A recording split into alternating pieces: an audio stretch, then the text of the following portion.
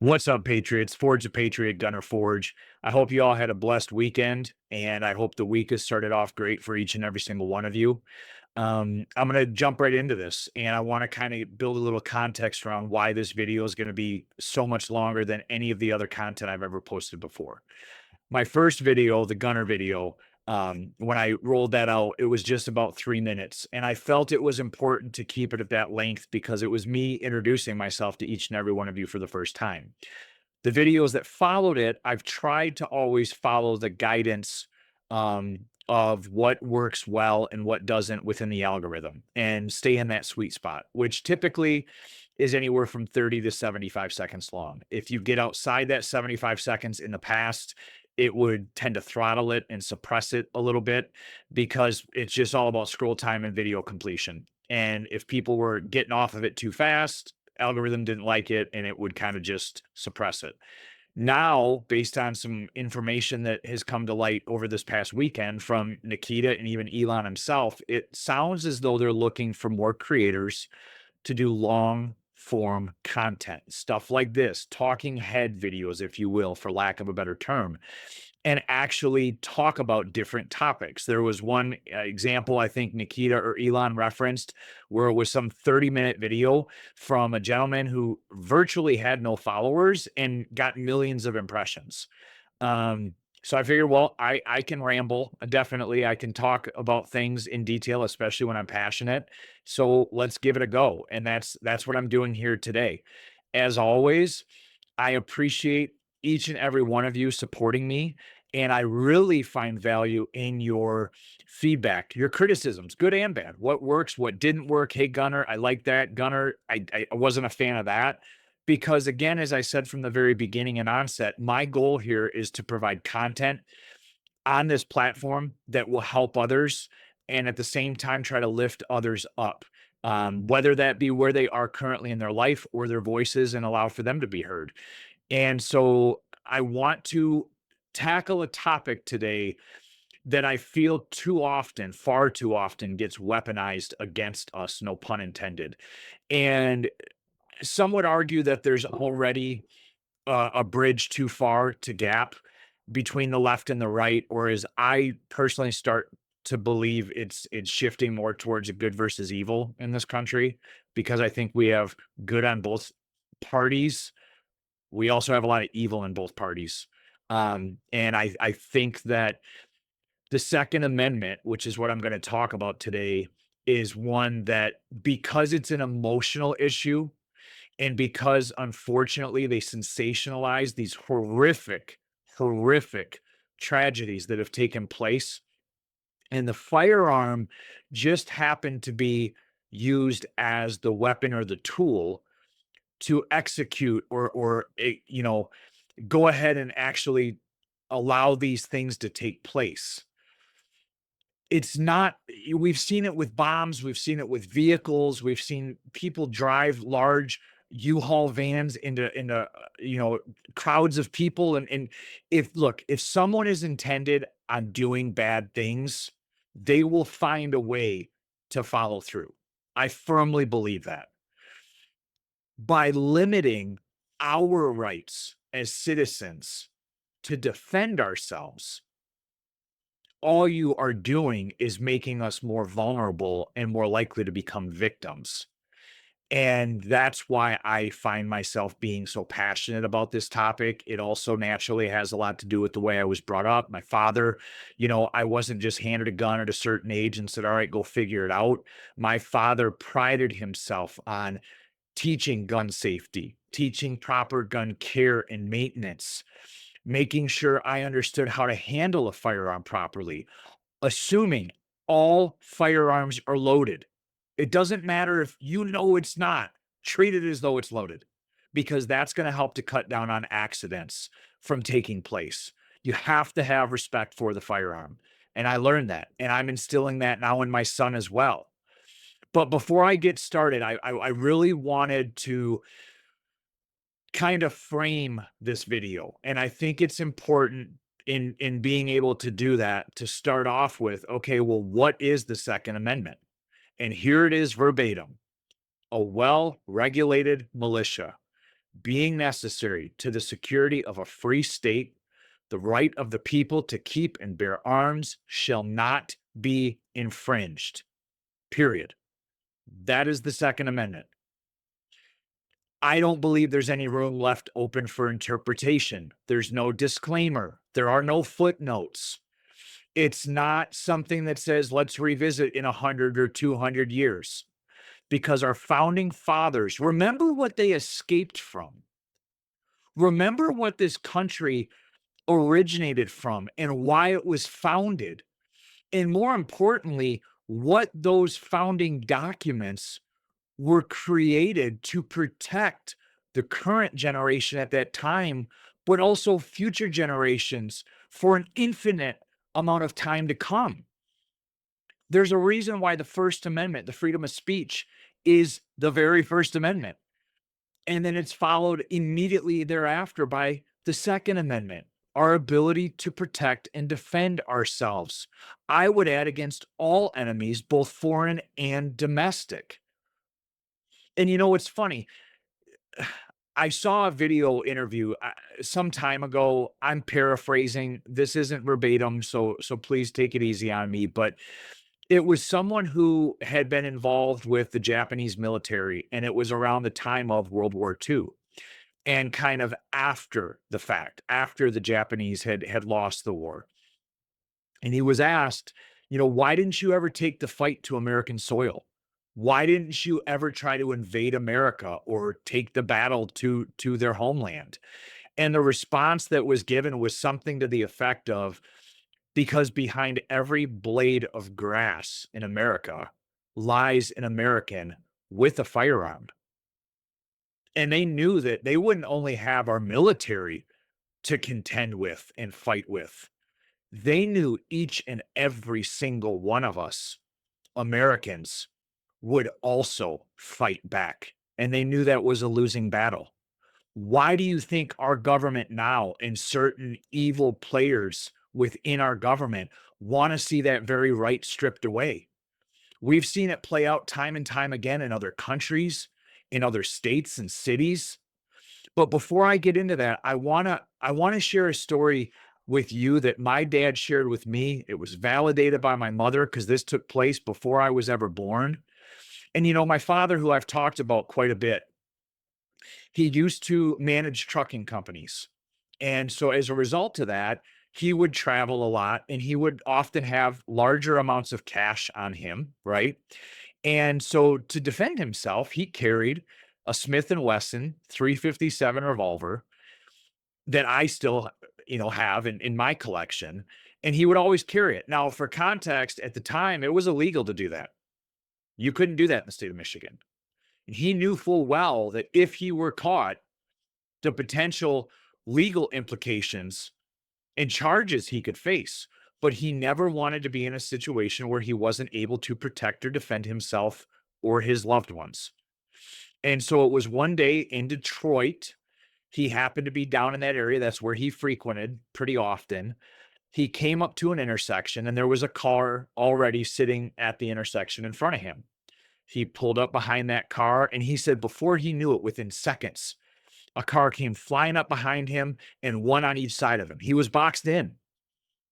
And he said the men in the vehicles jumped out, came over to the driver's side door, and they were trying to get inside to get access to my father. And what did he do? He reached over to his briefcase. He took out that 357 Magnum. He cocked that hammer back and he pointed it at the main individual who was really aggravating and encouraging this to take place. Now, my father said he'd never seen anyone, let alone a group of men, get so scared so fast, run back to their vehicles and jump into their car. And now a lot of you listening to this might say, "Oh my God, it's a great success. It saved his life." It did. And I'm going to double down and provide you even more evidence as to exactly how it did. Because a week to the day later, that same area and right around that same intersection, another man came into that exact same trap, except that man didn't have a means by which to defend himself. And those individuals drug that man out of his vehicle, robbed him, and beat him to death. And now imagine my father's surprise when he heard that, realizing that that could have been him. And it was in that moment that my dad decided once and for all, there will never be a time when my government tells me I do not have the right to defend myself. And so that's where I get my passion from around this topic. And I think why it becomes so divisive, sadly, is because you have these politicians on both sides of the aisle who sensationalize these horrific tragedies that have taken place in our history, especially in the last couple decades. And that makes it an emotional argument.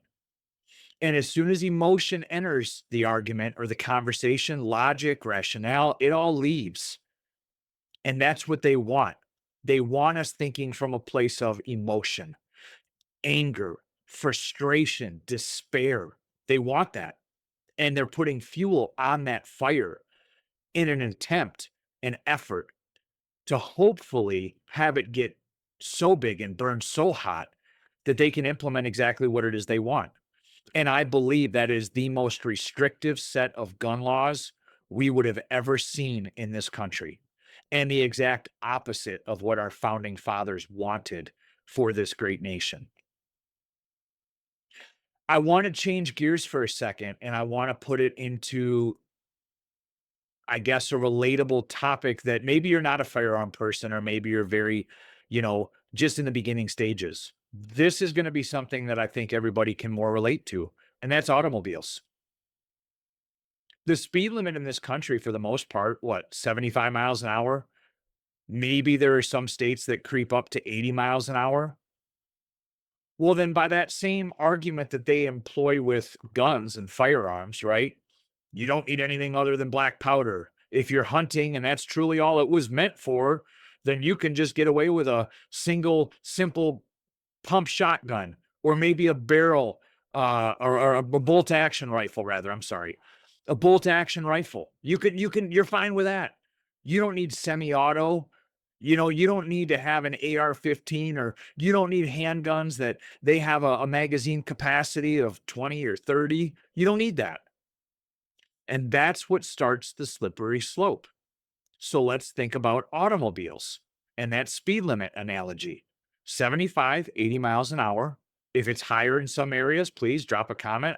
Correct me. But why couldn't we make the argument then? You don't need a car that can do 120 or 140 or 160 miles an hour. Some of the new Corvettes and Teslas will do 200 plus. You don't need that because the speed limit says 75 to 80. So we the government, we know better. We're here to help. Remember? We know better. We're going to tell you that you don't need a vehicle to go above 110 miles an hour. And we're going to govern it to where it can't.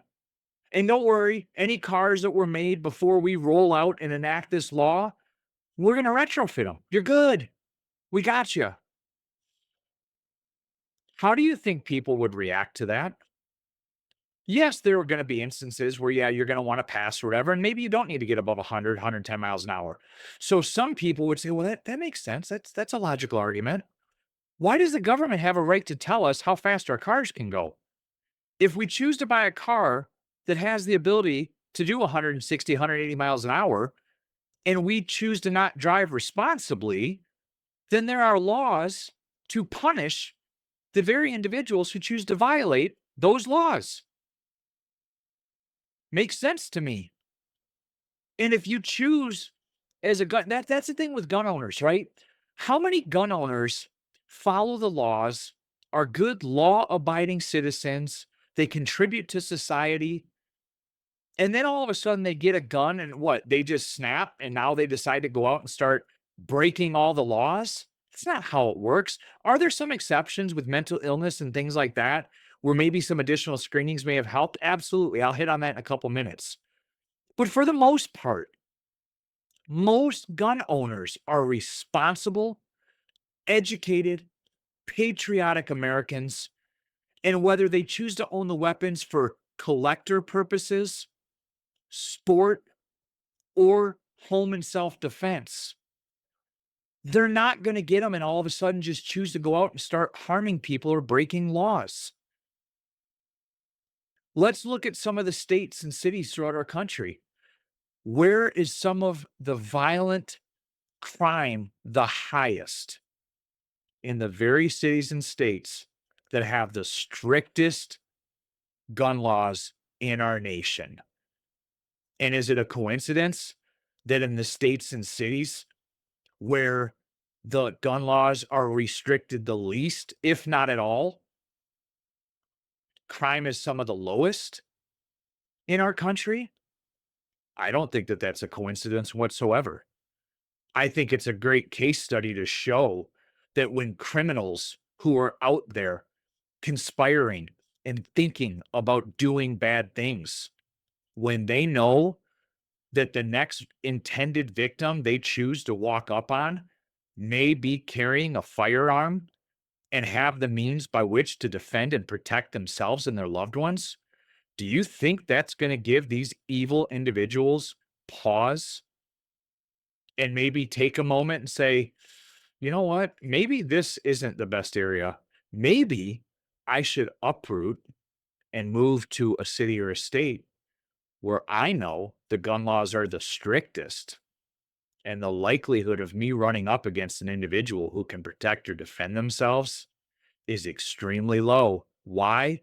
Because they'll follow the law and not carry a weapon on them. Or it's been made so hard to get a weapon, they just don't even try. It's like gun free school zones or gun free zones in general.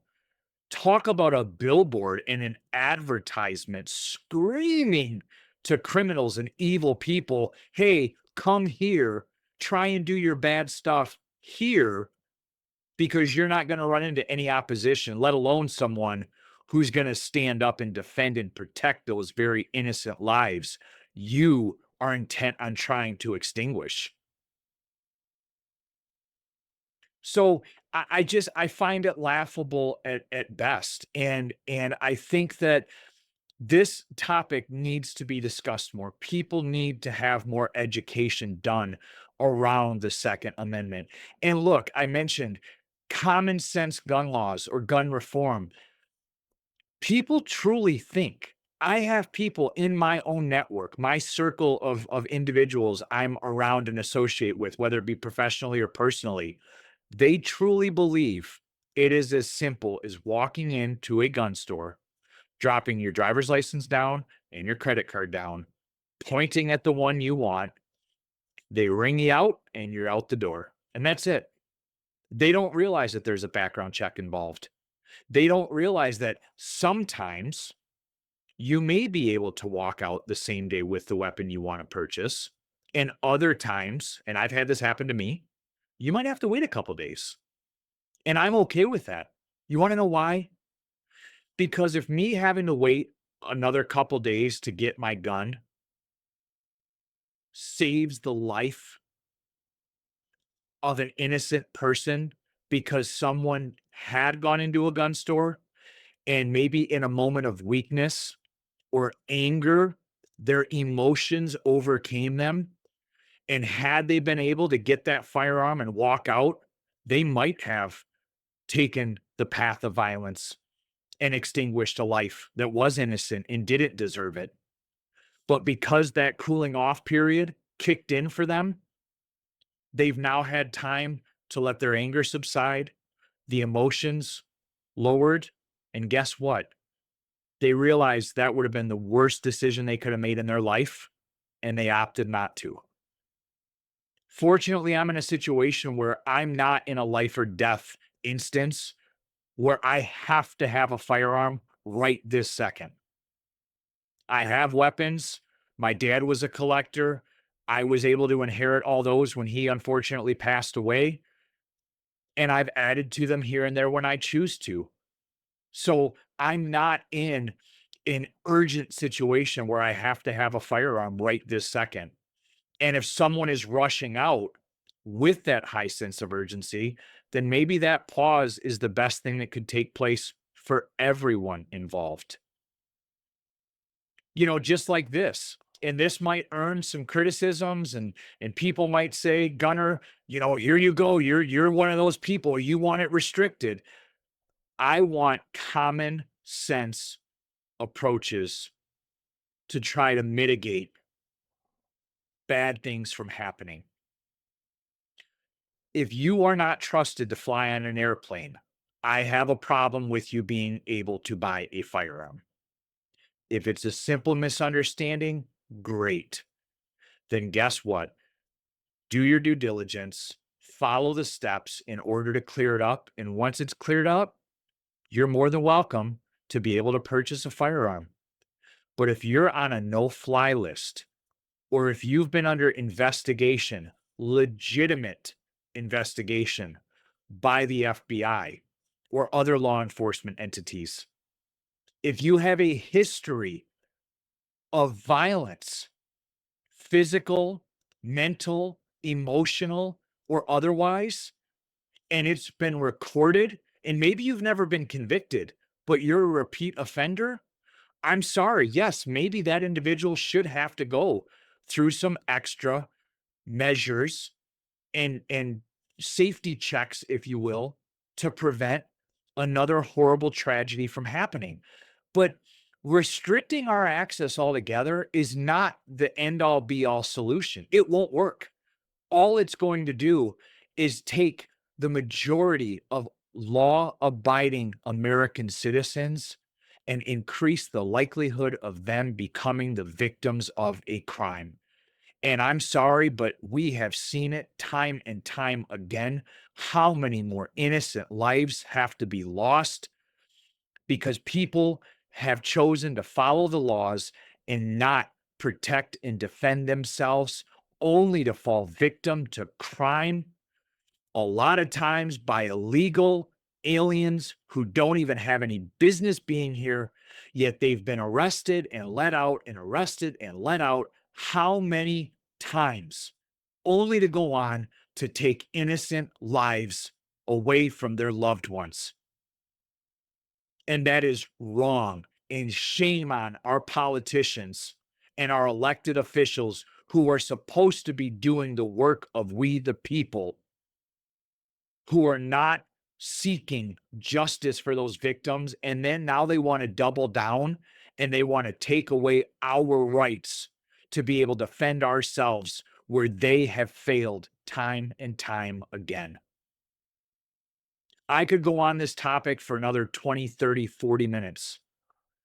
I could tell you about an instance, and it was scary, but I'm very glad I had a weapon with me when I had to pull a firearm myself, not knowing if I was going to have to use it to save my life and the ones I was with at the time in a very bad situation.